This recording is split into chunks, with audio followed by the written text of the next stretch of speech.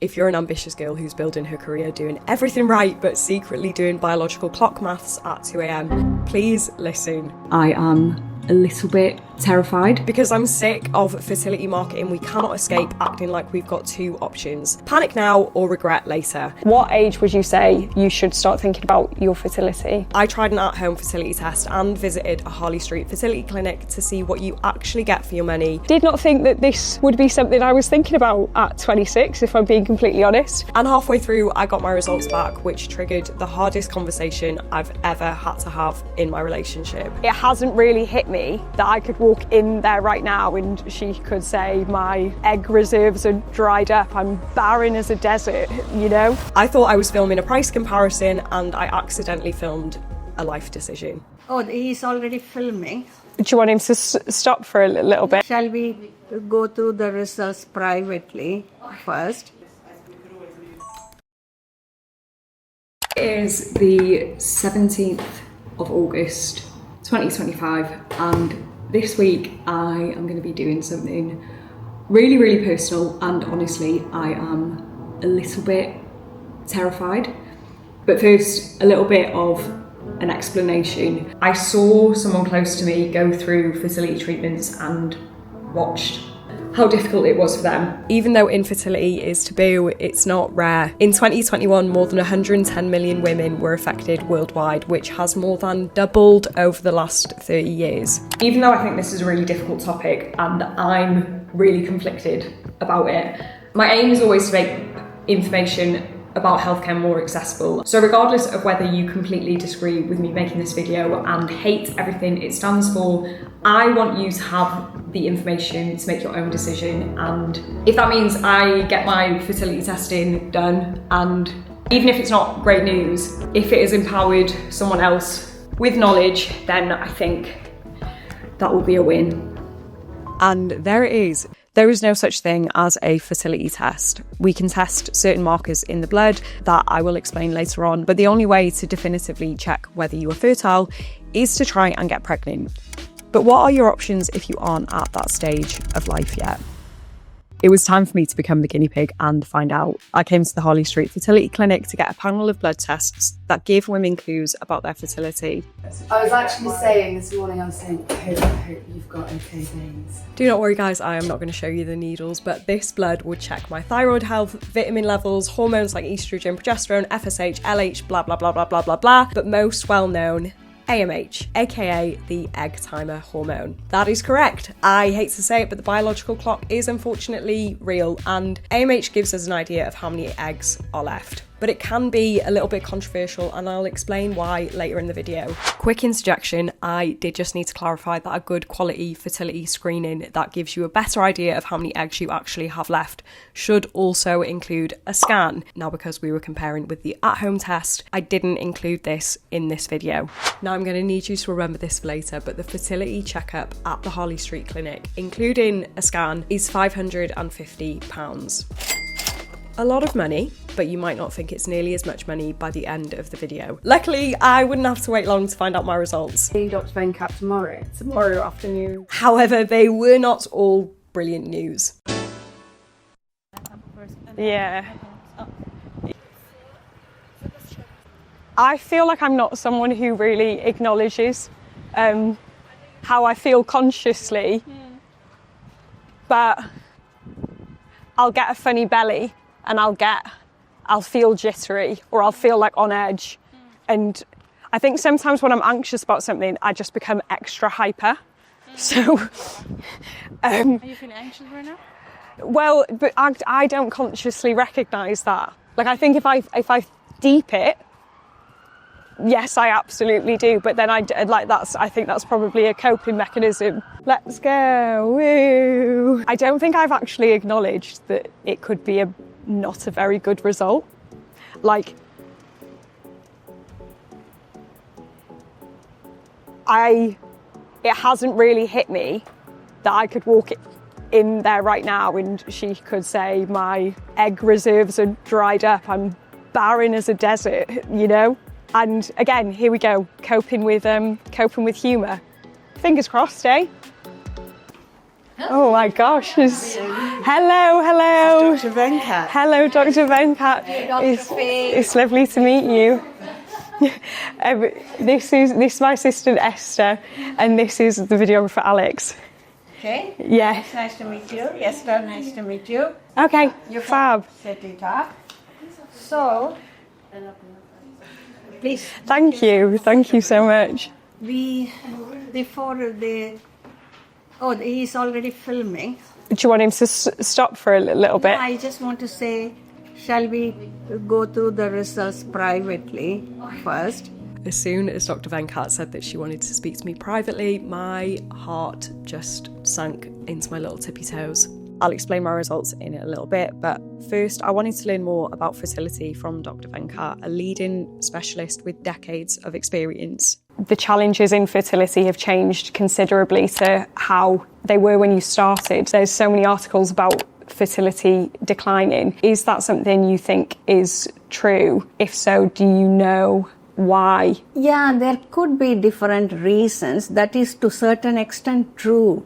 The women's fertility has remained low, record low in the last few years, 1.44 births per woman. I will say with the current generation, and in our clinic also we see average age woman is coming for fertility treatment is 38.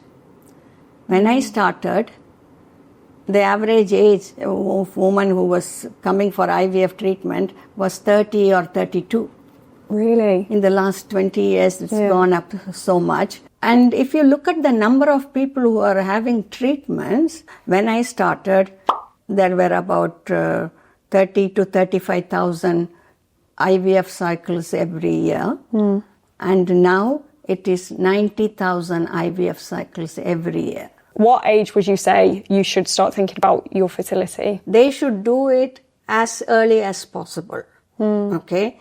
Even from the 20s. There is no age is too early to do it. If that was scary to hear, you and me both. Filming this video was the first time I thought about my fertility, so you are not alone. But what can you actually do in your 20s to protect your fertility? Smoking is bad, and people think vaping is not bad. Vaping is equally bad. Yeah. It kills the egg, so they go through menopause early. And they have low number of eggs. It affects the quality of the eggs. Similarly, drinking a lot or regular drinking of 10, 15 units and all those things is not good. Recreational drugs. Yeah. They are not good for sperm or eggs or anything. And such people have abnormal eggs, abnormal embryos, and lead to miscarriage and other problems. My conversation with Dr. Venkat definitely left me with some tough pills to swallow. I think everyone's sort of looking for this easy answer. I think they want the career, but then they also want the children. Yes. They want the fun, the smoking, the drinks, the drugs, but they also want their fertility and their health. And I think this is why it's such a tough conversation, because you have to make sacrifices and you have to make choices. Before I compared my Harley Street experience with at-home tests, I needed to know what Dr. Venkat thought. There seems to be lots of at-home tests popping up. What do you think about the at-home tests? Yeah, but I know there is a lot of now online tests, because patients bring their results to me. Most of them will be approximately okay, I think. But having said that, they should be done, FSH should be done at the right time also. Whether they are doing it at the right time or not, I don't know. All the other things. And nobody is there to explain it to them. That's another thing, because they bring the figures, then they consult Dr. Google and say, what is it like? What does it say? Sometimes they give you scary things. Yeah. And they don't know what is really correct or not. Finally, I was ready to discuss my own results on camera. You came and did the blood test yesterday, and I have all the results. We did all the hormones relating to fertility. The anti-mullerian hormone, or AMH, gives you information about the number of eggs you have for this cycle. Here we find that it is at the nearer to the lower end. What happens is, after that, it starts going down rapidly. So, if you want the best for yourself, I will say freeze as soon as possible without wasting any time. I had never thought I'd be considering freezing my eggs at 26, so it's fair to say this was a big shock.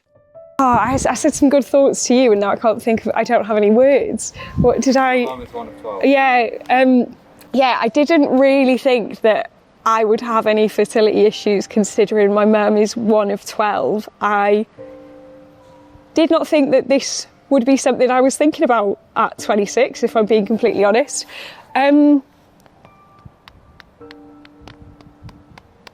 Obviously, when she spoke to me about the results, I did feel not great. I don't know how I would have managed that if I'd just been at home and I hadn't had someone to talk through those results with.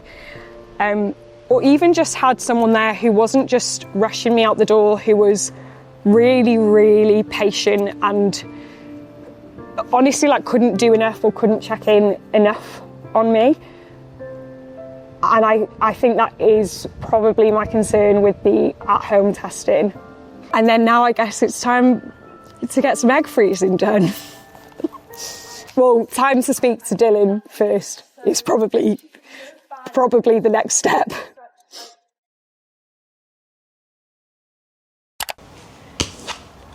The main bit of news for today. What is the news?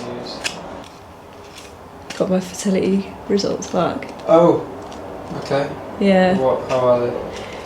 The range is for your egg reserve is 10 to 20. And mine's pretty low. She was like, I think you need to get your eggs frozen in the next few months. Okay. Yeah. So that's a bit of news for today. Yeah. Yeah. How are you feeling?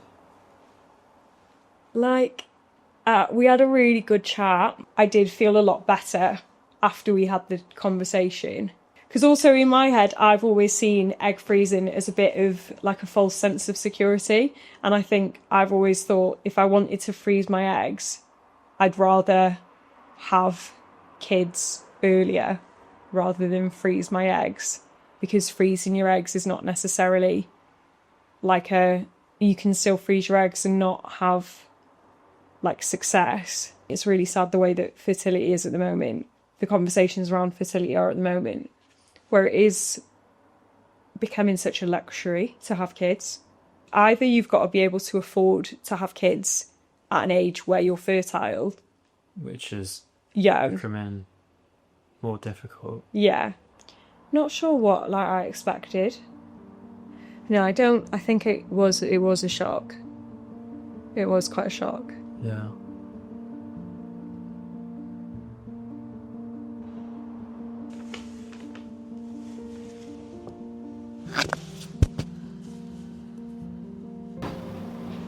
Proud of you for facing these big decisions. Not easy. Not easy prospects to face. Mm.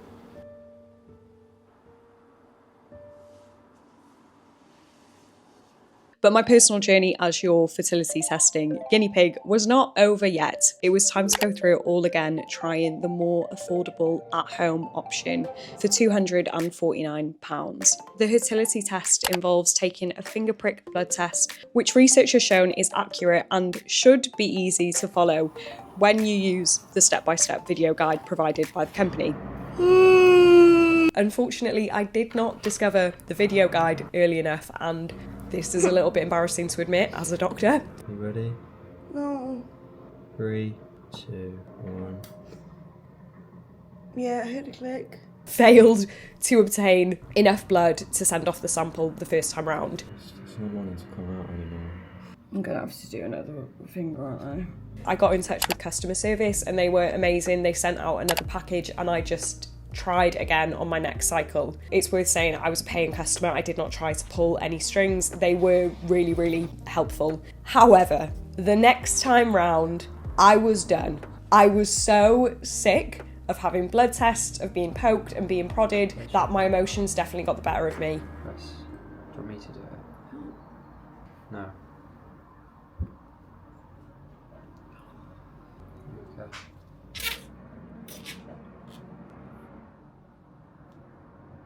Do you want to go ahead with this? I need to grow out. Just pressed today. Yeah. Oh, fuck's sake. That'll be fine. Just press down. 3. No. Do you want me to do it? Yeah. Oh, I'm just getting panicked. I'm just going to do it. Okay.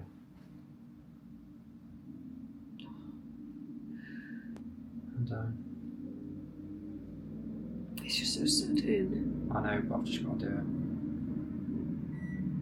Alright.